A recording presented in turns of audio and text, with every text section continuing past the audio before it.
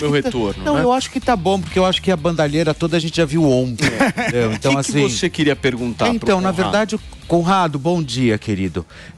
Eu tenho uma pergunta para você. Eu acho que nesse momento todo que a gente lutou tanto, eu acho que por algumas mudanças, e de repente a gente assiste, né, e dá de cara aí com todas essas questões que aconteceram ontem.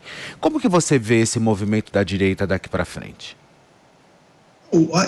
Aí é que tá, até nós aqui da Jovem Pan, do programa do Morning, a gente tem que perguntar o que a gente pode fazer com a direita, já que a gente não pode discutir política, né, especificamente. Acho que a gente poderia entrar em outras pautas dentro do conservadorismo, mas outros assuntos fora da política. Tem discussões boas da gente falar, por exemplo, o príncipe Harry, lá, que é uns assuntos do dia a dia banais, né? O príncipe Harry lá, pô, ele foi honroso ou não foi honroso com a sua família? Contar aquelas suas histórias, se expor, se submeter, isso são assuntos bons. São pautas que a gente pode discutir, visões, mais progressismo, mais conservadorismo, né? Dentro desses aspectos que isso vai esclarecer cada vez mais a visão da nossa audiência. Porque dentro da política, infelizmente, a gente está numa situação que tem assuntos que a gente não pode tocar, tem termos que a gente não pode utilizar, tem argumentos que nós não podemos nos utilizar também aqui nas discussões, e aí perde muito, é triste para nós, que temos que ficar aqui nesse cerceamento. Mas, ô Conradão, você pode, até como analista político qualificado que você é, fazer uma perspectiva do seu ponto de vista, claro. O que você pensa sobre a direita, porque eu acho que a pergunta do Felipe ela é muito pertinente no sentido do seguinte, a direita vai ficar debruçada no Bolsonaro ou a direita vai partir para líderes novos? Acho que esse é o ponto que a gente tem que discutir agora. Não, o ponto principal aqui, Felipe, e já respondendo a tudo isso que a gente viveu ontem também, nos últimos dias, olha só, a gente estava com um barco em direção aos nossos objetivos, tá? Da direita, vamos colocar, do conservadorismo, de um serviço melhor, pertencimento, não sofrer à toa, sentido de ordem, né? Que tu possa viver uma vida baseada na lei, na ordem adiante. Depois, por outras visões que a gente não pode questionar aqui, né, o mar se tornou cada vez mais revolto e agora tem um furacão na nossa frente. Não é inteligente tu navegar na frente de um furacão sabendo que tu vai destruir a tua embarcação, vai destruir os passageiros que estão no navio contigo. Agora também a gente não tem que virar para bater no iceberg, né, para entrar no maremoto, para dar no rochedo, a gente tem que contornar. Agora é a visão da gente agir com inteligência. A principal forma que a gente tem que fazer isso aqui, Felipe, na minha visão, é nós crescermos melhores como seres humanos. O mundo que a gente está vivendo, eles colocam cada vez mais divisões, cada vez mais incertezas, para que o ser humano não tenha certeza de si mesmo. Porque quando tu não tem certeza de si mesmo, tu aceita te submeter a ordens do coletivismo, por exemplo. Que é isso que quer que a gente baixe nossa cabeça para uma abstração social, o que eu não acho conivente, porque conveniente, porque o ser humano não cresceu assim. A gente cresceu através da nossa coragem, através do nosso esforço e pensando diferente, exatamente se opondo muitas vezes às teorias, às visões de mundo que já estavam implementadas. Então essa é a forma de crescer. Como é que eu penso isso? Crescendo. Como? Através do conhecimento, sabendo o que realmente importa para ti. Esses momentos agora de discussões que a gente tem tão esquentadas pelo Brasil, vai dar mais clareza às visões para tu entender aquilo que realmente importa para ti. Sim. Quais são os valores que tu tem que defender? Já vou encerrar aqui, Paulo. Quais são os valores que tu tem que defender? Né? Quem defende os valores que tu defende, quem não defende, saber as coisas de maneira mais clara e tomar agora a decisão de defender a tua família, ser um ser humano melhor no teu trabalho, saber no que tu é bom, no que tu é ruim, e entender que tu tem limites também a partir disso. Quando tu estiver pronto, aí tu pode mudar as tuas circunstâncias. As coisas que estão Você tá filosófico, hein, Conradão? Já vou encerrar, me dá 30 segundos. No teu derredor, tuas circunstâncias, as coisas que estão que estão no teu derredor, porque daí sim tu começa a mudar o mundo. Então, se tu cuidar da tua família, ter todo mundo ali sabendo os valores que devem ser defendidos, o que é honra, o que é coragem, tu já vai estar preparando a próxima geração. Essas vitórias não se dão do dia para a noite. É um passo contínuo que nós temos que dar firmemente em passinhos de bebê, Felipe. Muito bem. Terceirizar as nossas responsabilidades, ter aquele paternalismo, aquele sentimento de paternalismo, de sempre colocar toda a nossa expectativa em apenas uma pessoa, um ser humano, né? Filosófico. Muito filosófico. Por favor, Marrom. Eu queria primeiro, respondendo ao Conrado a pergunta que ele me fez, é no mínimo triste comparar gente na frente do quartel pedindo intervenção militar com o que o Lula fez ontem para restabelecer a ordem, Conrado. Então, é no mínimo assim, pegadinha do malandro, te peguei, você falou que era contra, agora é a favor. E a tentativa de passar um programa inteiro sem admitir que ontem foi uma balbúrdia, sem repudiar essa balbúrdia. Um dia depois, propor que a gente fale do príncipe, entendeu? Lembrar 2013 e 2017. Ô, Conrado, onde é que nós estamos, Conrado?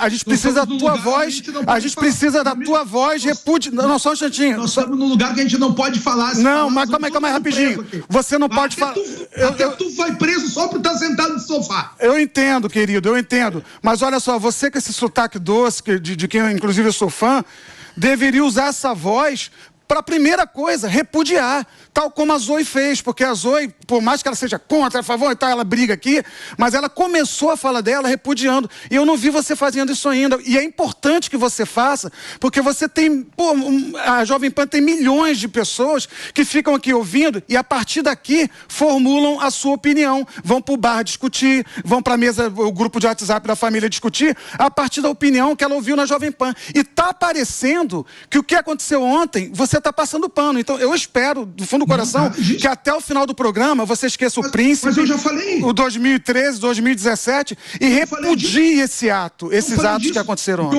O que eu falei que ontem aconteceu na nossa República. É muito triste a gente chegar nesse nível de balbúrdia por vozes não serem ouvidas. Eu acho horrível isso aqui que aconteceu ontem. Tu acha que eu não tenho pena da obra do Dick Cavalcante? Acho horrível. Do povo tem que se manifestar pela omissão de quem deveria fazer a sua parte e a sua voz, que é isso que a gente vê acontecer durante muitos momentos aqui, só que a gente não pode falar de maneira mais aprofundada e nem dar nome aos bois, senão fecha a emissora aqui, meu amigo. E como eu queria poder falar livremente, não acha que é omissão minha, é que não se pode falar, tá? Fica tranquilo. Muito bem. Mas me chama aí em qualquer rede social que eu continuo falando. Quem não me segue, @Fernando Conrado, me sigam nas redes sociais, trocam o WhatsApp. eu falo lá. Aí você... Certo. Paulinha, deixa eu passar para você agora, porque após os manifestantes invadirem os prédios dos três poderes, como é que ficaram alguns patrimônios públicos? Conta pra gente. Vamos lá, gente. Obras de arte históricas foram destruídas, entre elas, essa que o Conrado citou, uma pintura do Di Cavalcante, o quadro Mulatas, de 1928, que foi esfaqueado. Um relógio do século XIX, que foi dado de presente para Dom João VI, também foi depredado. Presentes históricos de mais de 20 países que o Brasil recebeu estavam reunidos em uma sala onde aconteciam encontros de chefes de Estado, foram destruídos, assim como móveis e obras de arte com mais de 100 anos. A escultura de bronze A Bailarina, de 1920, do Vitor Brecheret, foi roubada. A obra fazia parte do acervo da Câmara dos Deputados. O painel Araguaia, vitral de Mariane Peretti, de 1977, foi quebrado.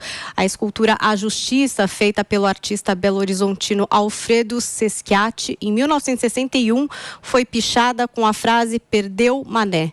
A cadeira usada pela presidência do STF, que é assinada pelo Jorge Zalzupin, foi jogada para fora do prédio e ainda foi roubada uma réplica da Constituição de 1989. Foram vandalizados diversos outros quadros, ainda não identificados, o Brasão da República, que fica no plenário do STF, porta do armário das togas dos ministros do STF, objetos imóveis da sala da primeira-dama, vitrines do Congresso e do Planalto que exibiam objetos históricos. Foram ainda destruídas janelas do Congresso, do STF e do Planalto, mesas e armários dos prédios, diversos eletrônicos como televisões, computadores, impressoras e a galeria de fotos dos presidentes da República, que fica no Planalto. Muito bem, Paulinha, tá aí o resumo do que foi destruído ontem depois dos atos que a gente acompanhou aqui na programação da Jovem Pan. Aliás, a Jovem Pan entrou com uma cobertura e ficou horas e horas mostrando a vocês em primeira mão do que acontecia, imagens exclusivas de tudo que infelizmente ocorria na capital federal. Zoe, para que destruir isso? Me explica. O que passa pela cabeça dessas pessoas? Qual que é o objetivo final disso? Olha, Paulo, é difícil eu falar o que se passa na cabeça deles, porque a forma de agir minha e a deles é muito diferente. A direita realmente está dividida, tem pessoas que apoiaram, tem pessoas que não. Eu realmente não consigo imaginar, deve ser muito... É desesperador tudo que a gente está vivendo, os crimes que estão sendo cometidos aí, as inconstitucionalidades, as ilegalidades, as pessoas não sabem para onde correr. E o professor Olavo de Carvalho já tinha previsto isso, né? Que iam esticar a corda ao máximo até que as pessoas chegassem no seu limite e fizessem o que a gente viu que fizeram aí. É uma tristeza muito grande ver o nível, né, de meu Deus, de baixeza mesmo, né? Violência que chegamos agora, no cenário político brasileiro. É o seguinte, essas pessoas que depredaram os prédios públicos, na minha avaliação, estão muito bem lideradas. Com certeza. Não imaginem financiadas, isso, lideradas. Não imaginem isso, somente uma pessoa muito ingênua teria a noção de que isso são pessoas absolutamente livres, desenfreadas e que estão apenas revoltadas. Não. Tiveram mais de 100 ônibus indo a Brasília. O ponto é, quem pagou esses ônibus? Segundo, nós tivemos essas pessoas sendo remuneradas, porque afinal de contas elas estão há meses acampadas. Quem está pagando o salário dessas pessoas? E há, inclusive. Agora, existem pessoas, e eu não vou generalizar, existem pessoas que se doaram 100%? Existem. Mas muitas dessas pessoas que destruíram os patrimônios públicos aí são lideradas. E eu acho que as autoridades públicas agora precisam se ater a descobrir quem é que está liderando este processo. Porque, na minha avaliação, quem liderou isso tem que ir para a cadeia.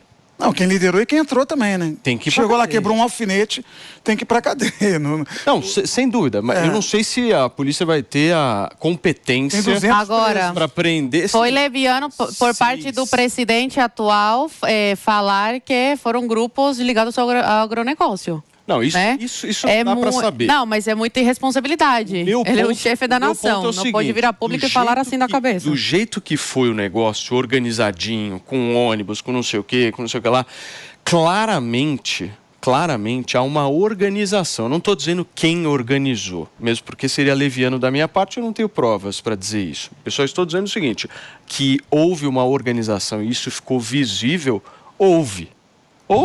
Isso é óbvio. Só um minuto aqui, gente. O presidente Luiz Inácio Lula da Silva acaba de fazer um tweet dizendo o seguinte, olha, manifestação conjunta dos presidentes dos poderes da República assinada na manhã de hoje em repúdio aos atos golpistas de ontem em Brasília. Eu vou ler para vocês aqui esse documento, nota em defesa da democracia. Os poderes da República, defensores da democracia e da Carta Constitucional de 1988, rejeitam os atos terroristas de vandalismo, criminosos e golpistas que aconteceram na tarde de ontem em Brasília.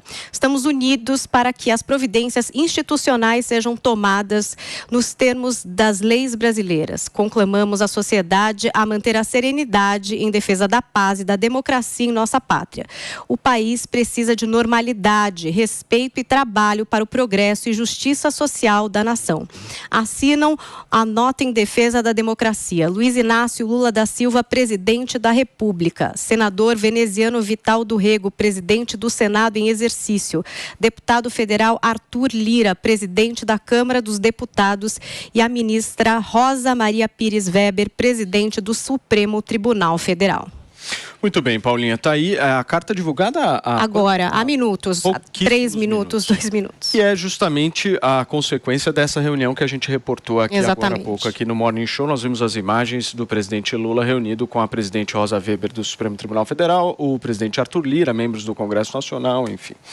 Marrom, por favor, a tua avaliação, você que é um artista, cara, você que lida diariamente com a arte, como é que é ver todas essas obras aí destruídas? É triste, no mínimo triste.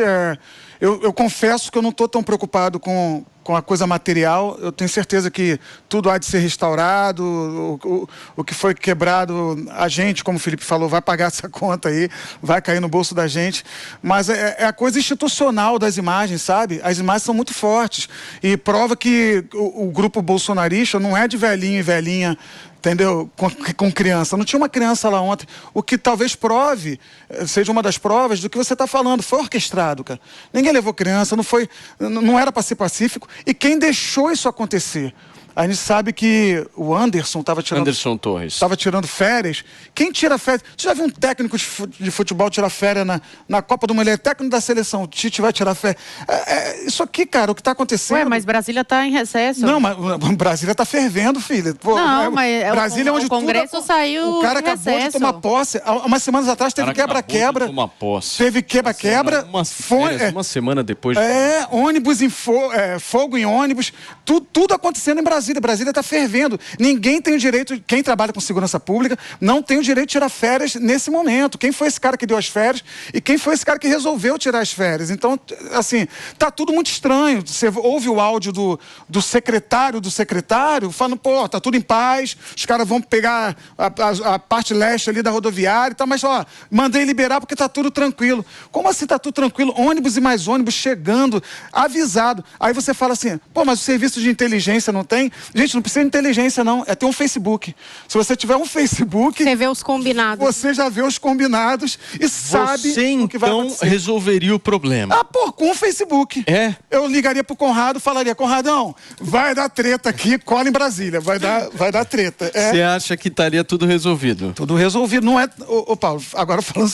Não é tão difícil de você descobrir que tem não sei quantos ônibus chegando no Distrito Federal para acampar na frente de onde tudo acontece. Não, havia essa informação, né? O Caiado já tinha dado essa informação. Como as pessoas se organizaram? Essa era uma manifestação que já estava sendo bastante ventilada, né, nas redes sociais. Não, isso estourou antes, não sei por quê, porque isso já era mais do que anunciado que isso poderia acontecer. Porque não foi na posse, eu não sabia que aconteceria, nós não tínhamos a dimensão que aconteceria nesse grau na qual aconteceu, mas que isso já era anunciado com toda certeza. Conrado, o que você acha? Eu acho que a gente está no 9º dia desse governo e está acontecendo essas coisas. Tem mais 4 anos pela frente ainda. As coisas tem que enxergar. O Brasil está numa convulsão, né? As medidas que estão sendo tomadas pelo novo governo e pelo vice não estão arrefecendo nada. Para mim, ontem, meus amigos, olha só, estão discutindo, é tudo triste, tá? Tu tem que falar que é triste. É tudo muito triste. Um governador foi afastado sendo devido do processo legal, não está sendo julgado pelo tribunal que deveria julgar, e está todo mundo quieto. Esse é o problema. Isso, eu não posso falar que as coisas... Você tem que enxergar para lá, ó. O ser humano tem uma capacidade que é o seguinte, ó, quando ele vê um novelo de lã correndo para lá, o gatinho, o cachorro olha para o novelo de lã. O ser humano tem que ver, mas de onde é que vem o novelo de lã? É para lá que a gente tem que olhar, ó. É isso que faz uma cabeça inteligente. Vocês estão discutindo sobre o novelo de lã. O problema por que aquele novelo de lã está lá? E ninguém está olhando para o lado certo. Minha mãe me ensinou, desde pequenininho, a não ser eco. Não é porque faz pim aqui que faz pom lá. Não é isso. Tu tem que falar tal coisa. Não tem que ser eco das pessoas. Gente burra é eco. Né? Gente que pensa, enxerga diferente. Agora, pensando no mundo que tu não pode pensar diferente, a gente tem que trocar as marchas. Falar do príncipe e tocar a vida adiante, meu amigo. Senão aqui vai todo mundo preso nesse negócio. Enxerguem da onde está vendo o novelo de lã e não olhem para o novelo de lã. Essa é a minha dica para quem é inteligente aí.